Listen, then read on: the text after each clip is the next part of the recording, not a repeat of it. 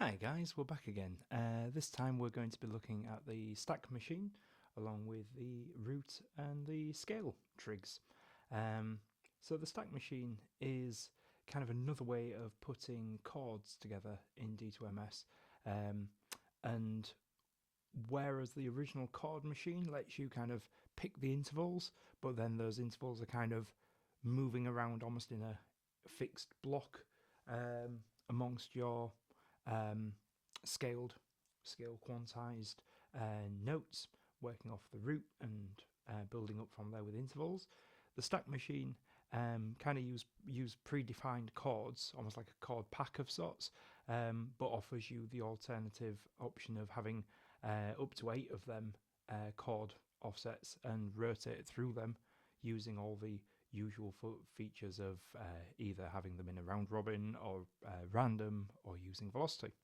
So I've actually set this one up kind of in advance because I think like we've used the setup a few times now in the tutorial. So if there's anything that you need to clarify with how you go about setting those ones up, then it's obviously a good idea to just go back and kind of have a quick refresher. So for this particular one, what I've done is I've got a riff machine on my kick drum,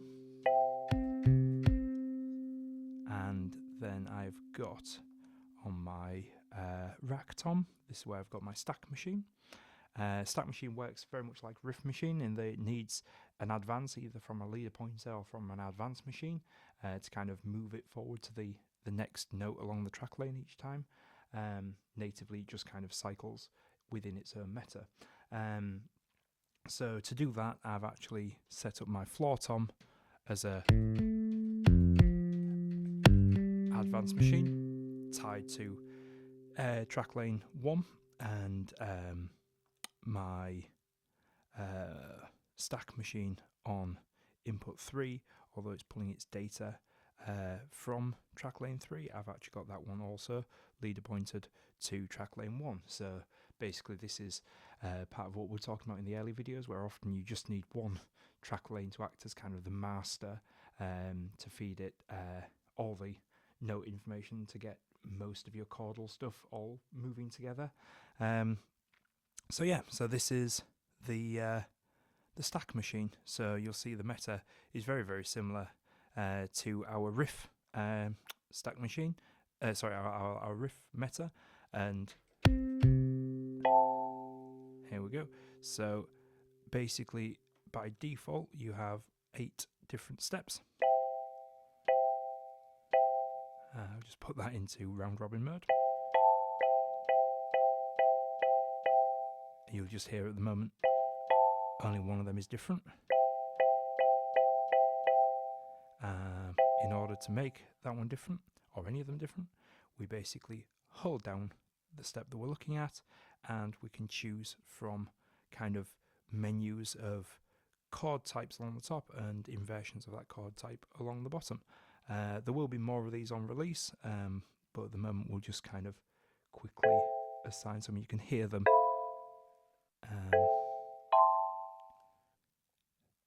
by pressing them.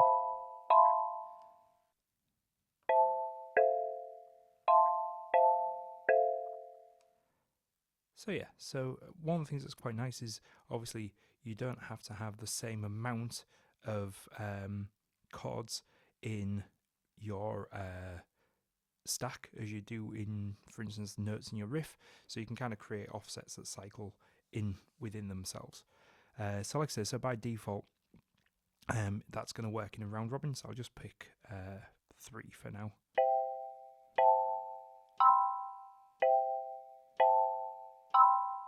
And you can hear that every time we just turn that down just a smidge. Every time we cycle through that, we do get the usual ability .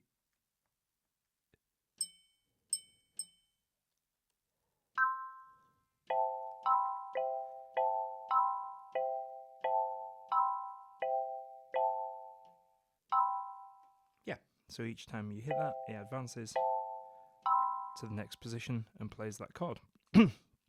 So if we want to have that random.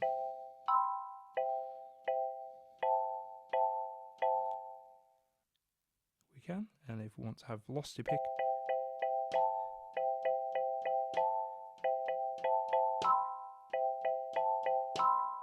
and that's quite controllable, particularly with just a few.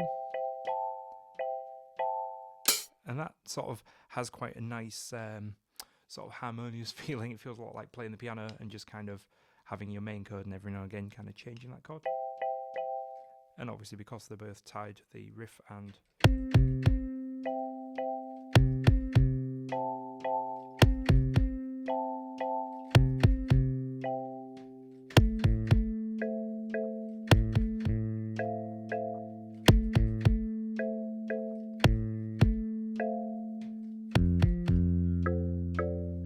so yeah, so I mean, just as a quick example.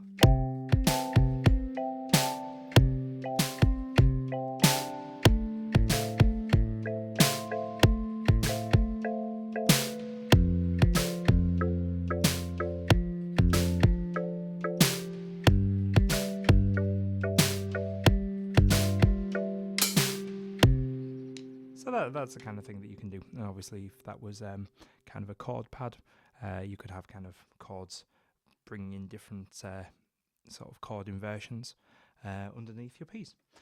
So the other thing that we're going to mention in this video is the root and the scale trigs. So that's kind of a way of using an input surface to actually dynamically change the scale or the root note of your sequence, because obviously the notes that are in the grid can be instantly retransposed. That's quite useful. So I've actually set that trig up on my rim shot here, and that again reveals a meta of up to 8 options. So by default they would all be major, but I'm just going to put 2 in there. I'm going to put, actually, just for a bit of, and we use our 2 options here to go between them. So I'm going to actually put harmonic minor in the second position, major in the first. And again, you've got your options of if you want to play those back in a round robin or randomly, or using velocity. So you can actually use velocity to move from major to minor, which is an interesting concept. So let's just see how that works. Basically,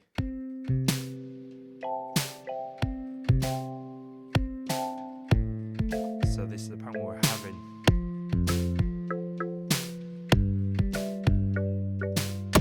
So I've now hit my trig, so we should now be in a minor.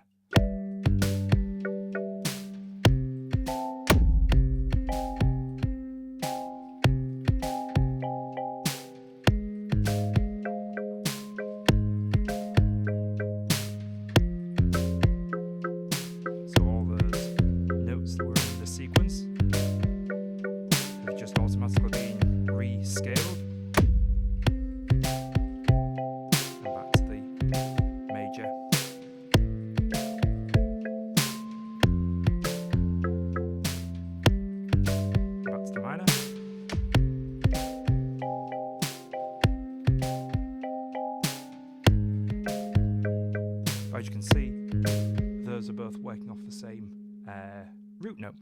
If we wanted to also change the root note, if we wanted to only change the root note, we could pop in a second trig and just go across our trig series and pick root. And again, we've got the same options here where we start with a fill full of C's, but we can use the meta to basically go, say, C to F. So we're going to go to C to F and back again. And start with, we'll just turn off the scale trig. So now all we're doing, we're staying in the same.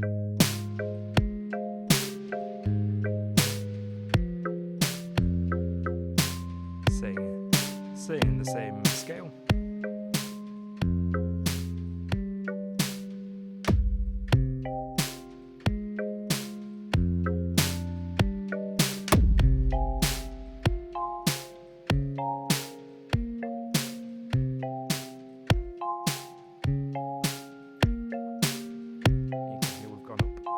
to F, from C,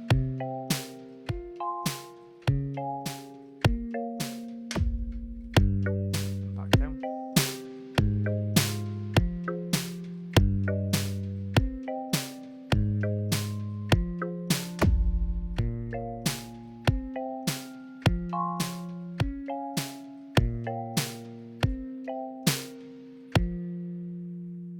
And just the final thing to take it to its natural conclusion, if we go to our trigs and we turn on the scale and the root, I'm just going to change that to,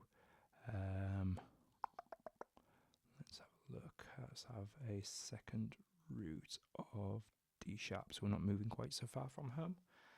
We now have those two working together, so it's now going to change the scale and the root note.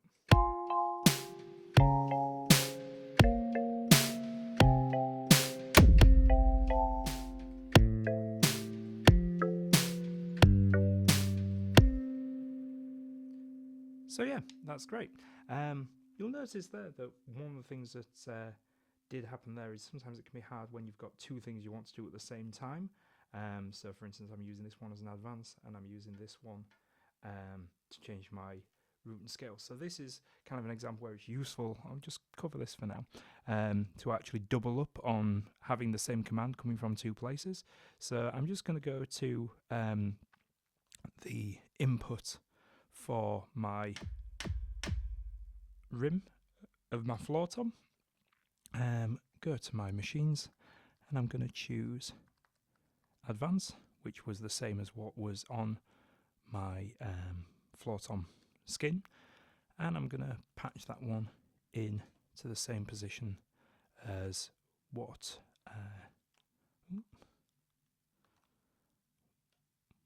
the floor tom head is doing. So now it doesn't matter if I hit the head or the rim, they're both going to advance the pattern. It's just that that one's also going to, if I hit the rim, it's going to also change the root and the scale. So